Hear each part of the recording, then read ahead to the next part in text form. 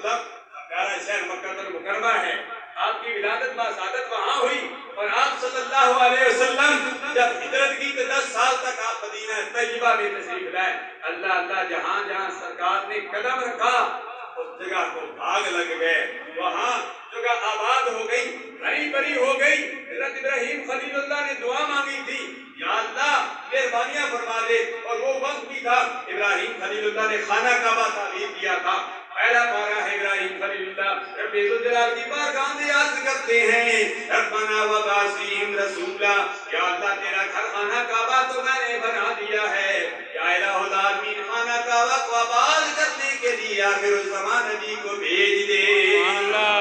ابراہیم خلیل اللہ نے خانہ کعبہ بھی تعمیر کیا، خانہ کعبہ کو آباد کرنے کے لیے بھی آخر الزمان نبی صلی اللہ علیہ وسلم کی آمد کے لیے دعائیں کر رہے ہیں۔ اسی جگہ مختلف میوہ مختلف سبزیاں، ہر قسم کی نعمت کے لیے بھی دعا مانگ رہے ہیں۔ سینہ چاہ کرنے چمن سے سینہ چاہ کرنے چمن کا ملاپ ہو گیا، ابراہیم خلیل اللہ کی دعا قبول ہو گئی۔ اللہ تبارک و تعالیٰ نے حرمین شریف پر بیٹھ کے لوگوں پر بھی مہربانی فرما دی، اس مقدس جگہ پر بھی مہربانی فرما دی۔ اللہ تبارک و تعالیٰ سب کی حاضری اپنی بارگاہ میں مقبول و منظور فرمائے۔ میں نے برکت کے لیے قرآن مجید سرکار حبیب کی تلاوت بھی کی ہے، تلاوت کر دیتا ہوں، ترجمے کی طرف نہیں جانا چاہتا تھا کہ ساری توجہ آپ کی طرف اس ترجمے کی طرف بھی ہو جائے۔ ابراہیم خلیل اللہ نے جو قربانیاں دی تھی، ایک قربانی بھی دی، جان کی قربانی بھی دی، وطن کی قربانی بھی دی، مال کی بھی قربانی دی، اولاد کی بھی قربانی دی۔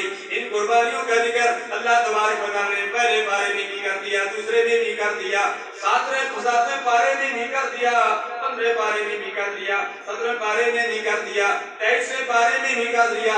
اللہ تبارک و تعالیٰ 7 پارے سورہ انعام میں فرماتا ہے وَإِذْ قَالَ إِبْرَاهِيمُ لِأَبِيهِ آزَرَ أَتَتَّخِذُ أَصْنَامًا آلِهَةً إِنِّي أَرَاكَ وَقَوْمَكَ فِي ضَلَالٍ مُّبِينٍ وَكَذَلِكَ نُرِي إِبْرَاهِيمَ مَلَكُوتَ السَّمَاوَاتِ وَالْأَرْضِ وَلِيَكُونَ مِنَ الْمُوقِنِينَ فَلَمَّا جَنَّ عَلَيْهِ اللَّيْلُ رَأَىٰ كَوْكَبًا قَالَ هَٰذَا رَبِّي فَلَمَّا أَفَلَ قَالَ لَا أُحِبُّ الْآفِلِينَ فَلَمَّا رَأَى الْقَمَرَ بَازِغًا قَالَ هَٰذَا رَبِّي فَلَمَّا أَفَلَ قَالَ لَئِن لَّمْ يَهْدِنِ رَبِّي لَأَكُونَنَّ مِنَ الْقَوْمِ الضَّالِّينَ فَلَمَّا رَأَى الشَّمْسَ بَازِغَةً قَالَ هَٰذَا رَبِّي هَٰذَا أَكْبَرُ فَلَمَّا أَفَلَتْ قَالَ يَا قَوْمِ إِنِّي بَرِيءٌ مِّمَّا تُشْرِكُونَ إِنِّي وَجَّهْتُ وَجْهِيَ لِلَّذِي فَطَرَ السَّمَاوَاتِ وَالْأَرْضَ حَنِيفًا وَمَا أَنَا مِنَ الْمُشْرِكِينَ۔